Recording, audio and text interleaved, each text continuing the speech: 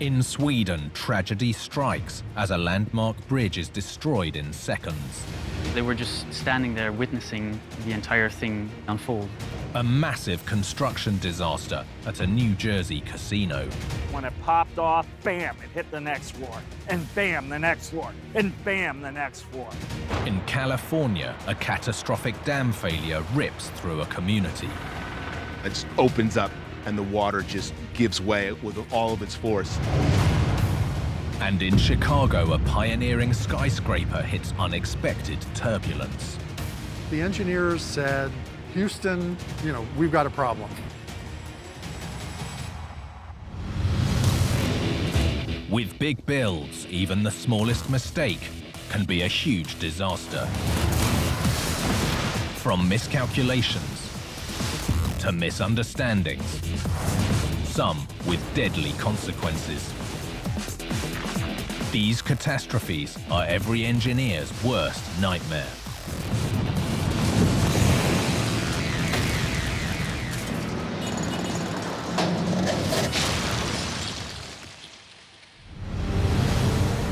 Engineers are constantly creating bolder structures through innovative designs.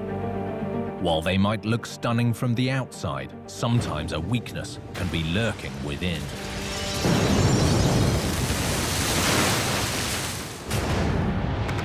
Like this disaster in Sweden, the catastrophic collapse of a vital crossing. Such a large ship, it just caused the entire bridge to collapse.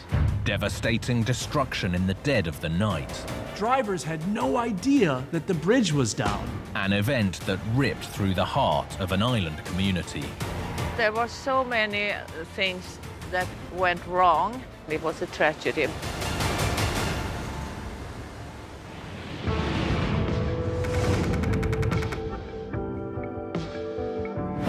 Sweden, its rocky coastline boasts more islands than any other country on Earth. The nation's access to water is key to its success.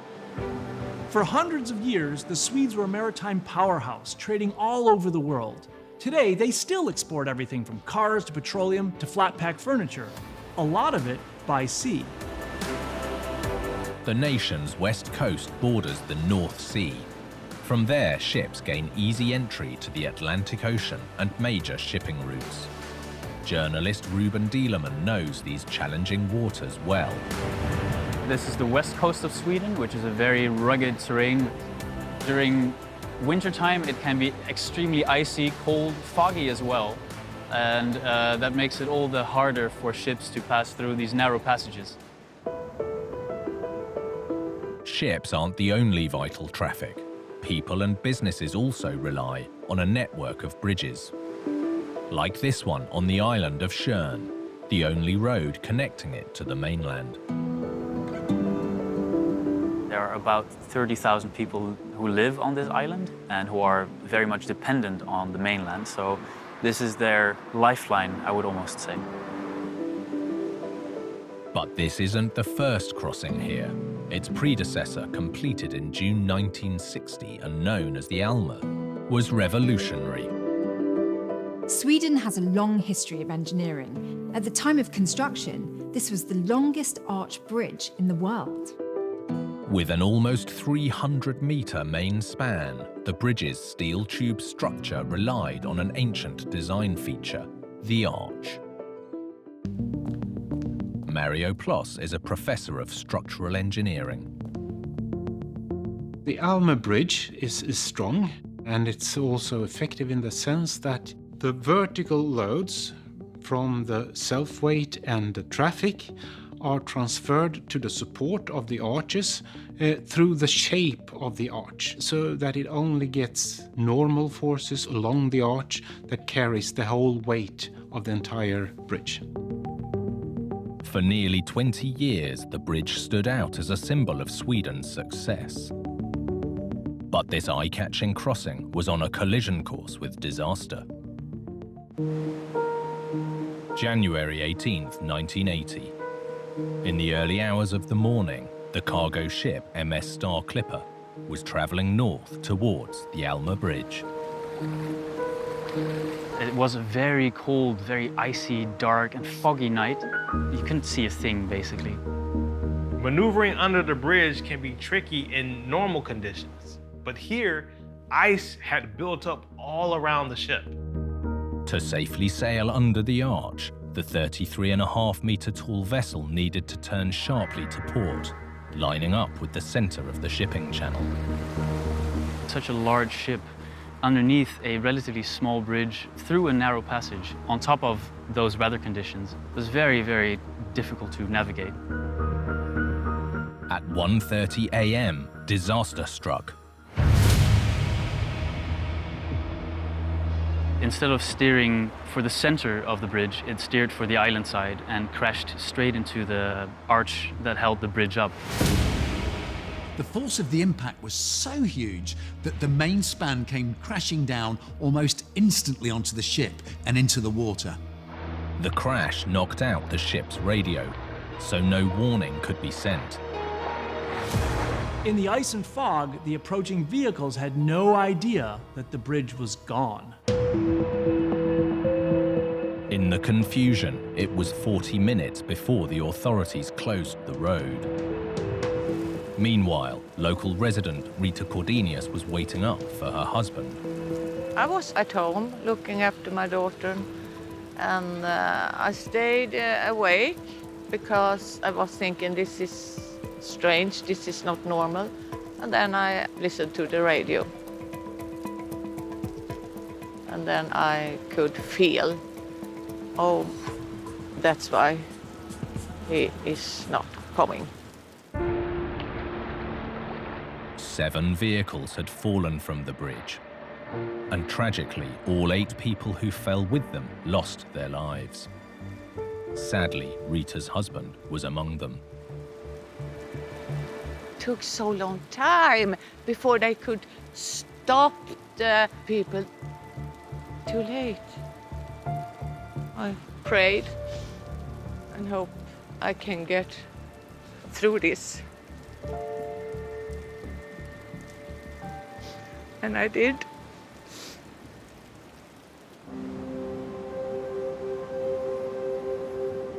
With the community cut off and the nation in mourning, the Swedish government launched an immediate inquiry. It was a major disaster, a pretty impactful event for the entire region, because their entire lifeline, their vital connection to the mainland was cut off. It was pretty obvious what had happened. The big question was why the impact caused such a catastrophic collapse. It was clear that bad weather was a key factor. But the report highlighted potential weaknesses in the structure itself. Professor of Engineering Mario Ploss explains. The big mistake with this bridge was that it was not designed for being hit by a big ship. There was no protection against it, and the bridge was not designed to withstand it. This is a fatal flaw with any arch design. So an arch bridge like this is very good in carrying its vertical loads, but it's rather sensitive for a side impact, particularly a bridge like this that consists of a steel tube, because suddenly it becomes much weaker than it was before. Think of this steel like an empty can of soda. If you try to crush it from the top, it's pretty difficult. But when you apply just a little pressure from the side, there's very little resistance. Now, imagine a 16,000-ton ship hitting that can from the side on. It's going to do a lot of damage. The impact in one area was enough to buckle the steel tube, undermining the strength of the entire bridge. You can compare it with a chain. So if you break one link in the chain, then the chain won't work anymore. It's the same with the arch. If you remove one part or destroy one part of the arch, then the arch doesn't work anymore, and then the whole arch goes down. It was also discovered that the steel arches were lacking what's known as stiffeners. Steel plates riveted within the hollow tubes to give the arches extra horizontal strength. So inside the steel tubes where the loads came down, there were some stiffening plates, but in the longitudinal direction along the arch, there were no such plates inside the tube section. And this made the tube more vulnerable for side loads. While stiffeners would have made steel tubes stronger, ultimately being struck by a ship of that size would probably have brought the bridge crashing down anyway. This vulnerability, combined with bad weather and bad luck, triggered one of the worst disasters in Sweden's history.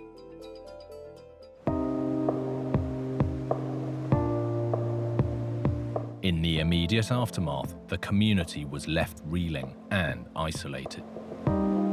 With the bridge destroyed, thousands of islanders' lifeline to the mainland had been cut off. Suddenly was no bridge there, and you had to go by ferry with long queues every day. A new, stronger, safer bridge needed to be constructed fast. Designed to be higher and longer than its predecessor, the new crossing also needed to bolster itself against ship impacts. The solution was both ingenious and simple. They eliminated the risk of collision by making sure there was nothing in the water to ever crash into again. The new bridge opened on November the 9th, 1981, just 17 months after the disaster. And the islanders' lives were once again on the move. While the footings of the original bridge remain as a memorial to that tragic winter's night. Even though it's 40 years ago, it's still very much embedded in local people's memory, and these footings serve as a reminder for future generations as well. In engineering, every last detail must be checked and double-checked. If just one thing slips through the cracks, the results can be catastrophic. Like this disaster in New Jersey, a gambling hotspot where the house came crashing down. Massive decks made out of thick, strong concrete collapsed like horizontal dominoes. Sudden destruction on an epic scale. The columns were like a popsicle stick that had been wiped clean. Engineering errors with catastrophic consequences. It went in a second. Boom, boom, boom. It was chaos.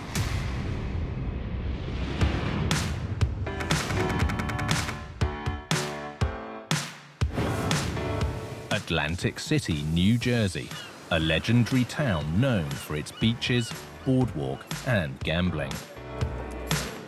Joe Weinert is a former casino reporter. We're on the world-famous boardwalk in Atlantic City. The first casino opened in 1978, and it was a godsend for the city. And millions of people have been coming here to walk the boardwalk, swim in the ocean, visit the grand hotels. In 2002, with competition becoming fierce, one of the oldest casinos on the boardwalk decided to up its game. Two Las Vegas Strip casino giants decided they were going to build a $1 billion casino resort over in the Marina District of Atlantic City. Understandably, other casino operators said we have to protect ourselves because if you don't keep up, you get left behind pretty quickly. Tropicana committed $245 million to expanding their property considerably. The plan would rival the huge mega resorts in Vegas. It included a 500-room tower, entertainment complex, and a 10-story parking garage with more than 2,000 spaces. To speed up construction on the garage, each of the 10 stories would be created off-site as large reinforced concrete slabs just over 6 centimeters thick. Once at the construction site, each story was attached to concrete columns, creating a thin foundation for each level.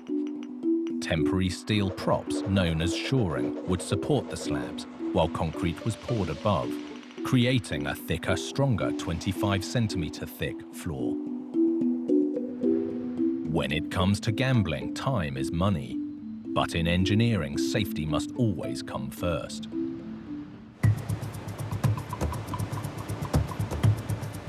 Early morning on October the 30th, 2003. Construction workers were pouring the concrete on the 8th floor of the parking garage. The pressure was on, the job was running behind due to bad winter weather, and the deadline was fast approaching. Just 3 hours later, at 10:40 a.m., disaster struck.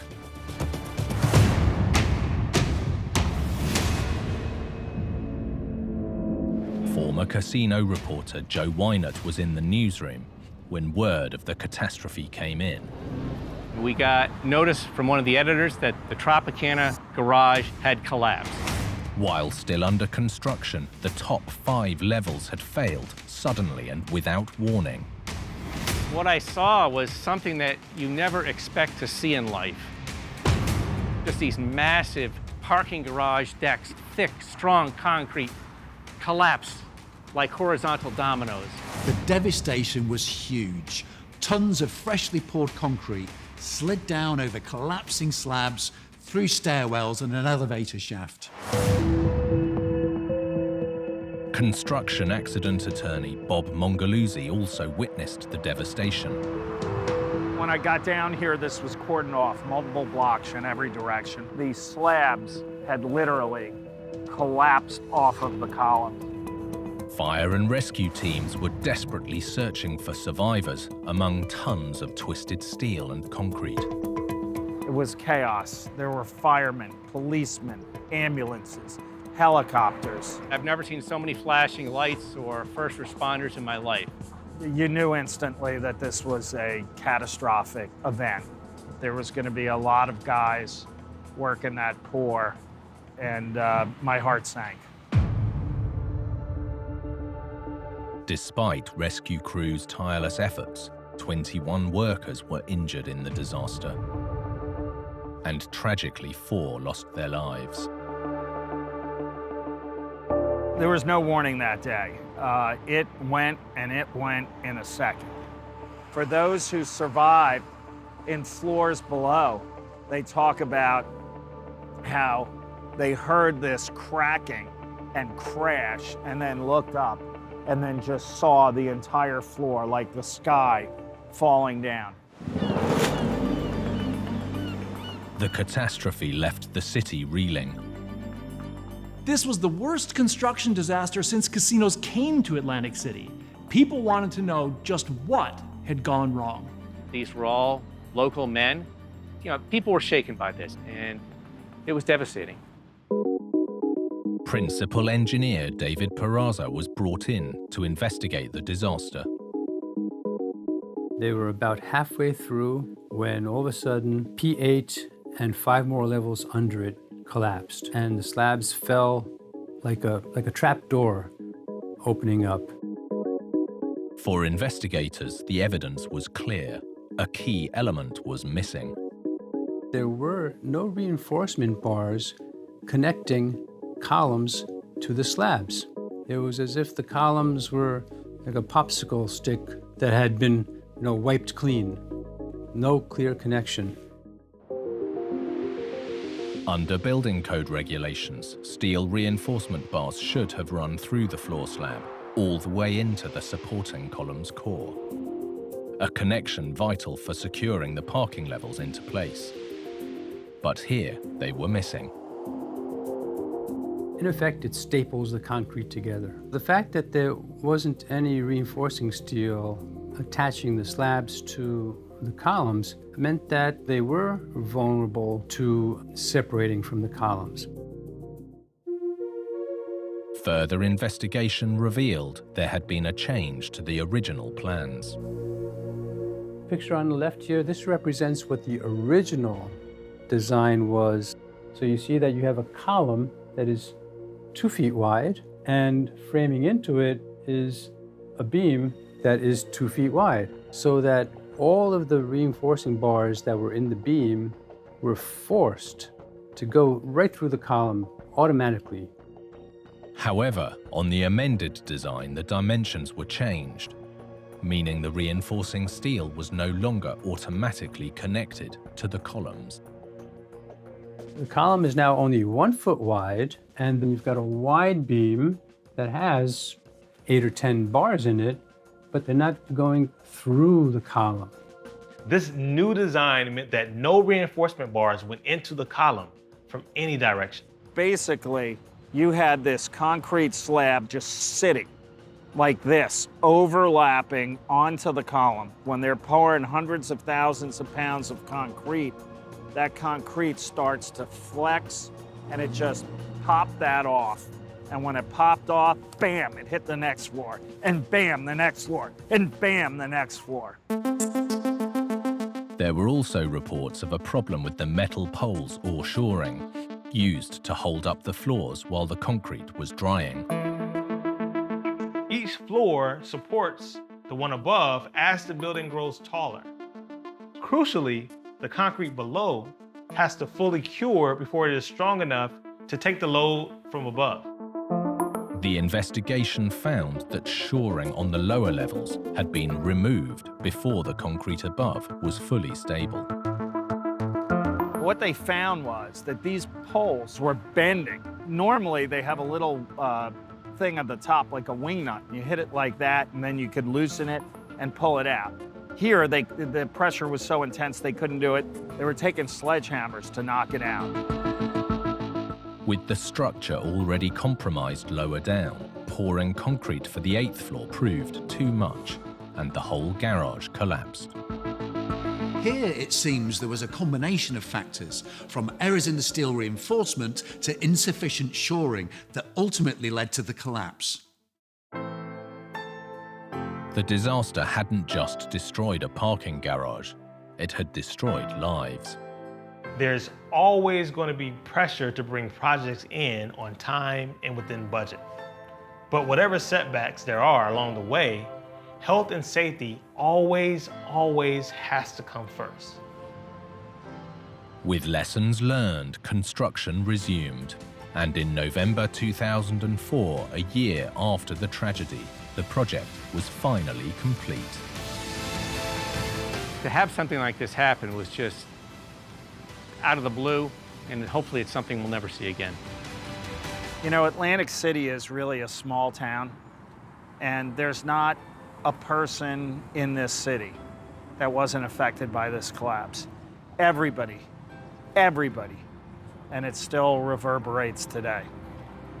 I think ultimately it's a story of Atlantic City's resilience. This was a black eye for the city, but it overcame that, and it continued to prosper.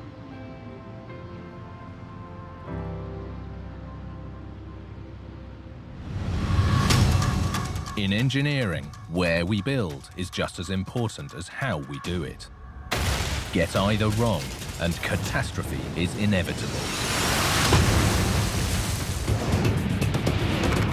Like this disaster in California that devastated a community. They had gone past the point of no return. You can't stop it. A fault that brought a dam to its knees. It just kind of opens up and the water just gives way with all of its force. Once it sprung a leak, things were only going one way, down.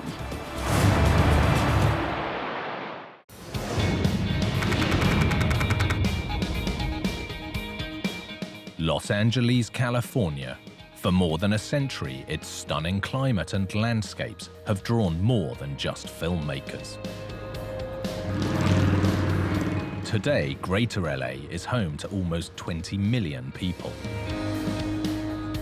Conservationist David McNeil is a lifelong resident. People ask me what is quintessential Los Angeles, and sure, we have movie studios, we have Hollywood, we have the beaches, we have the mountains. We reinvent ourselves all the time, and that's the unique thing about it. You see buildings get torn down, and new buildings go up. You see history get erased, and new history created. LA is the second largest city in America, but it's essentially built on a desert. And with an ever-growing population, there's always been a massive demand for water. The climate zone for Los Angeles is arid, and everything that you see that's green is kind of brought in or irrigated. LA's growing thirst for water outstripped supply more than 100 years ago, with the city long depending on aqueducts and dams. The infrastructure, dams, in Los Angeles in particular, are the one water source essential for everyone's turning on their water and having running water in their homes.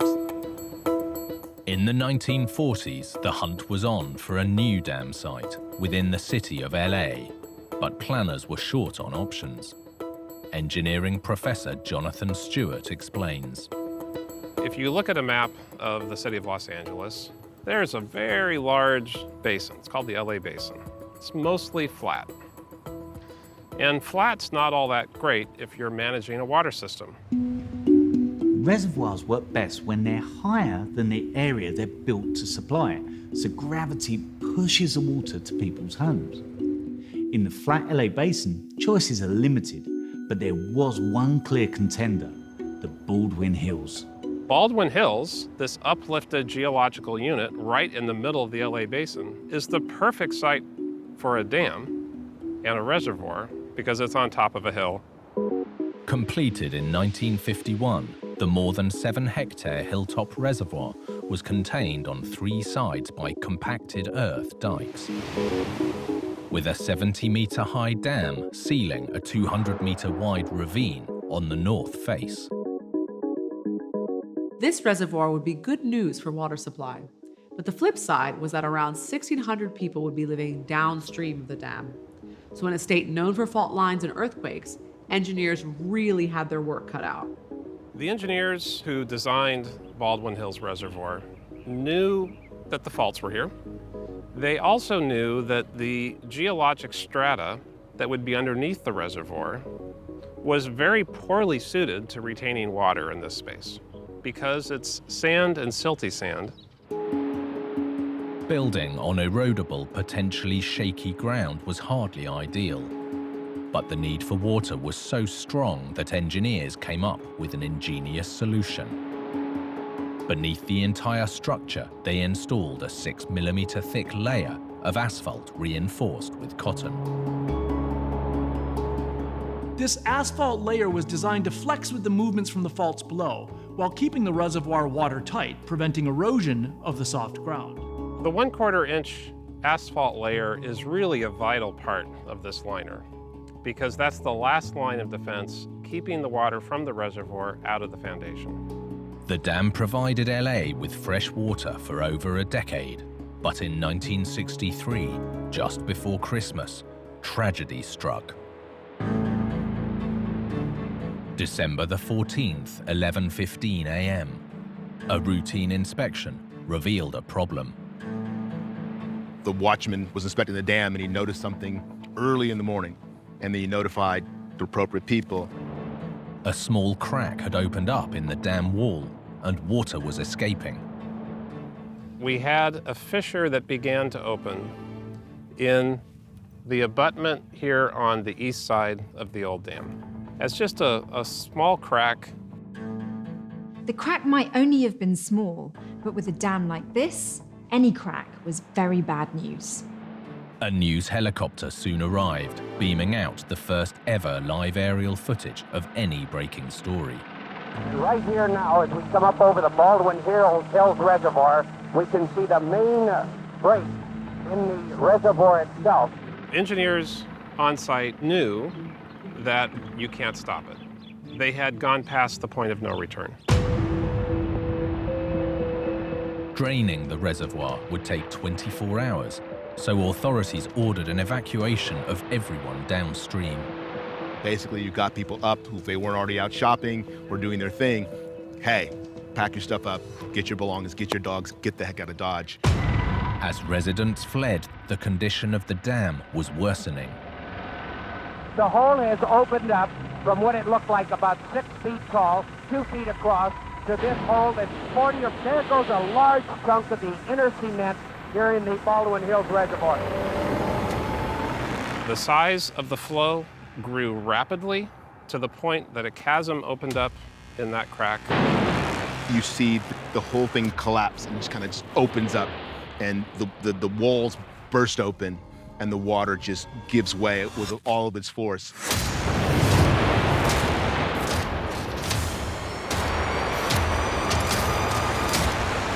More than 1 billion litres emptied in just 90 minutes. 65 homes were destroyed and hundreds of others damaged. The water rushed out, devastating homes all along the way. Bicycles, cars, televisions, whatever was going down there was just rushing down the Bounder Creek. Despite the quick actions of engineers and the mass evacuation, tragically, 5 people lost their lives.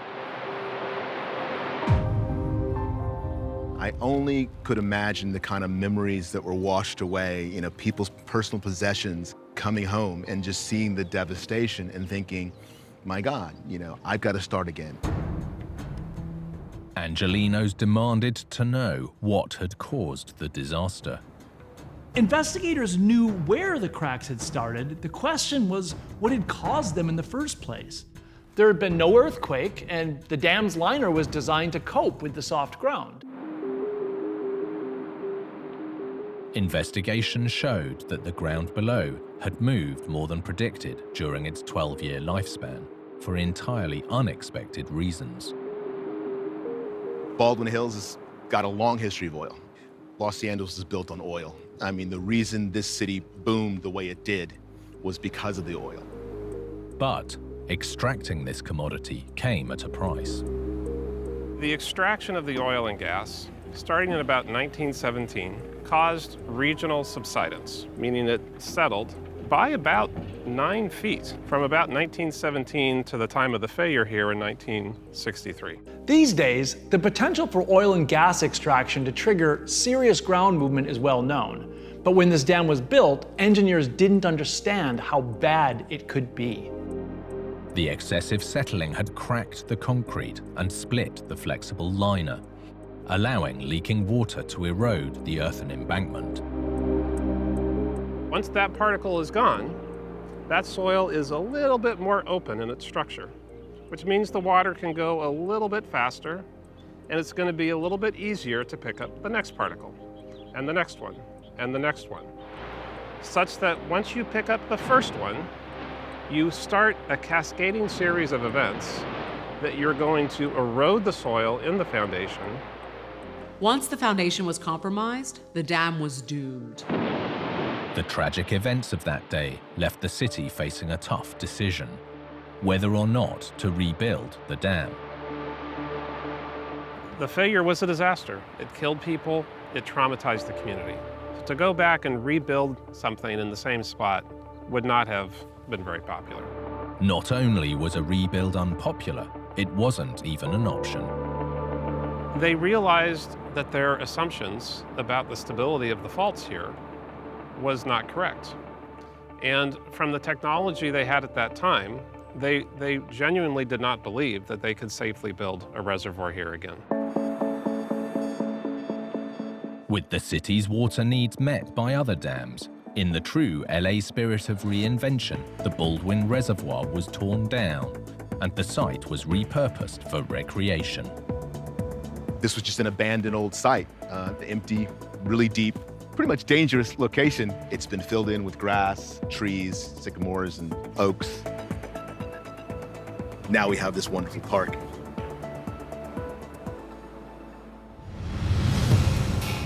Engineers are constantly striving to build stronger and taller structures.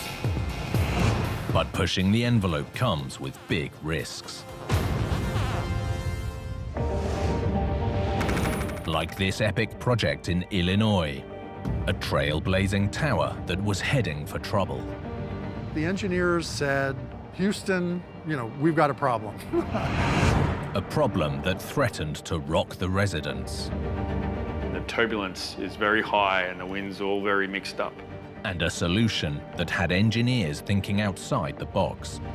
So what could have been a penthouse that would have easily gone for $10 million is nothing but air.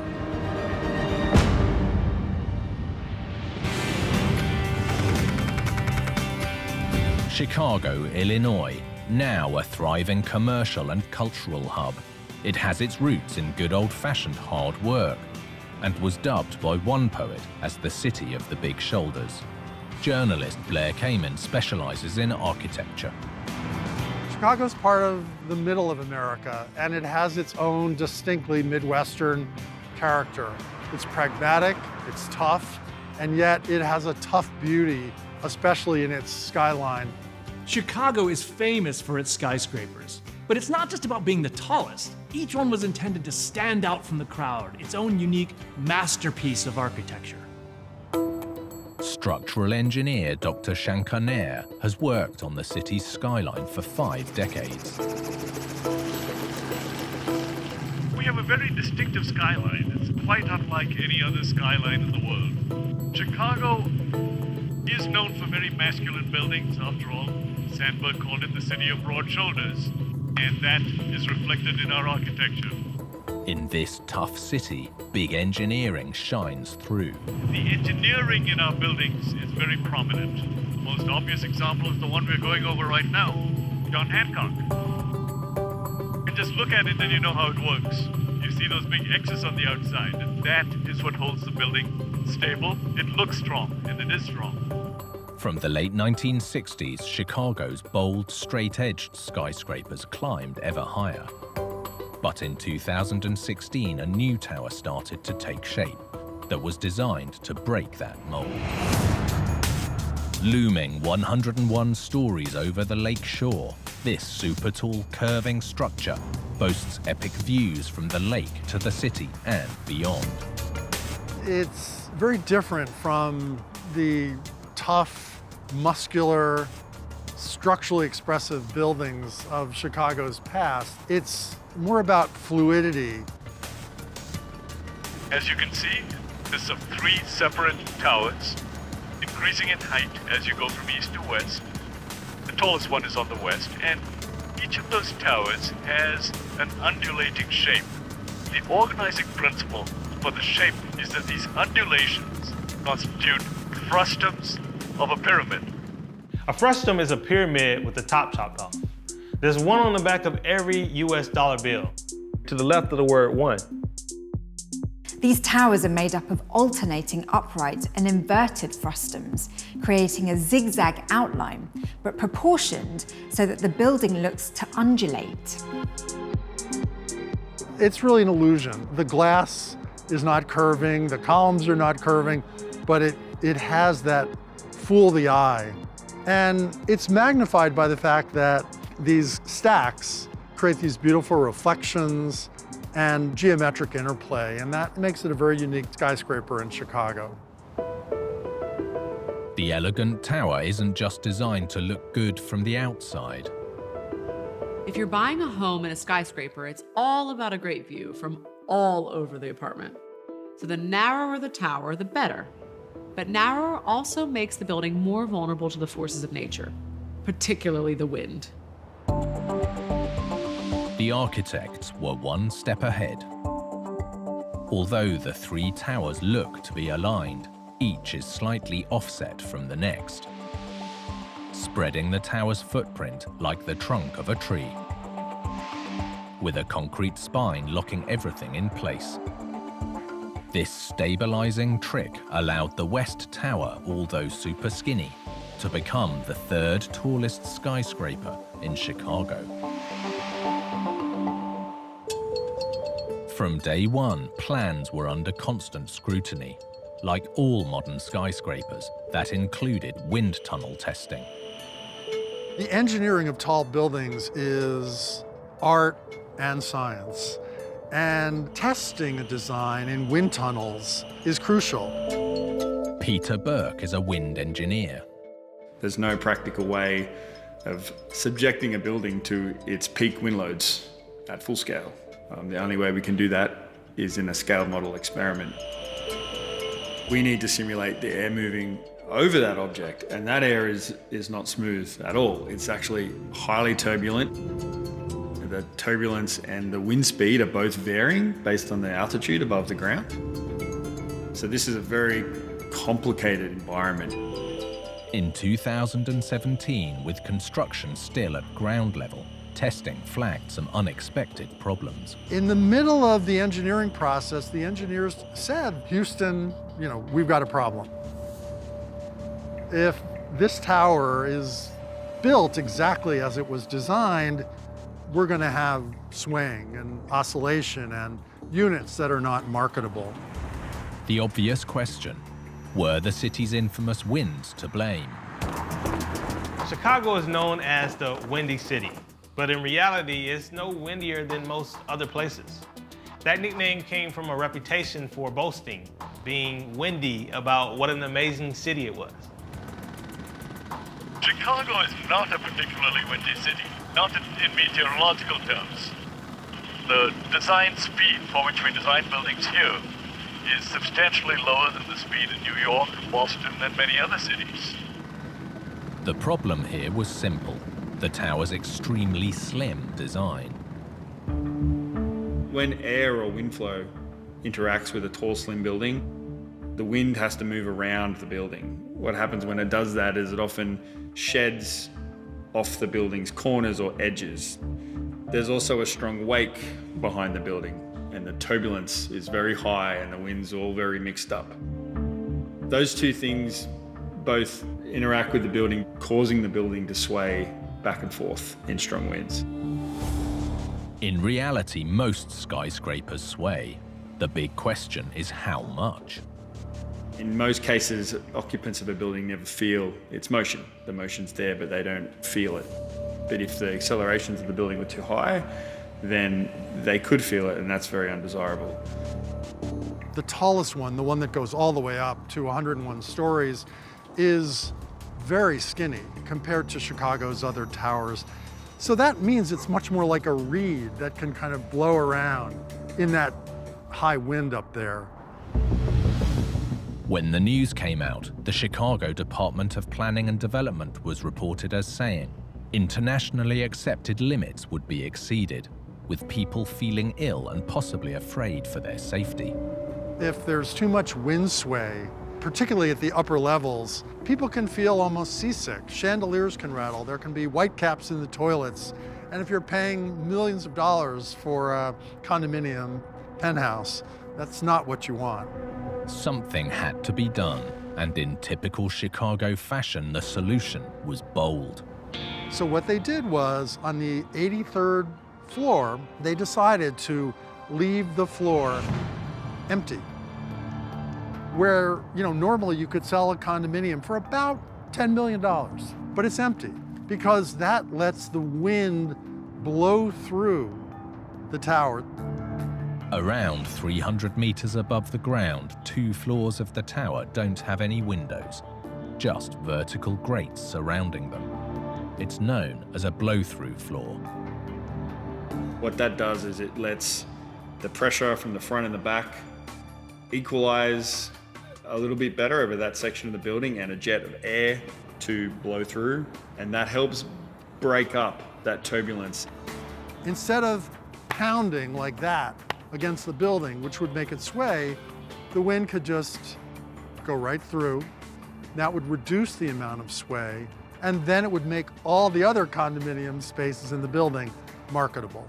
So it's giving up a little to make a lot. Adding the blow-through floor seems like a radical idea, but it had radical results too, reducing the problems from the crosswinds by about 25%. Yet, calculations revealed the blow-through floor alone wouldn't be enough to steady the sway. There's another engineering trick in this building called the Tune Liquid Sloshing Damper. And there are 6 of them. And what these things are giant pools with tens of thousands of gallons of water. When the wind blows the building one way, the water sloshes in the opposite direction. And that creates an equilibrium. It balances the building. Nearly all designs evolve along this way. That's nothing new. But if this hadn't been fixed, it would have been a financial disaster. In 2020, the new tower, with its sway significantly reduced, was finally completed.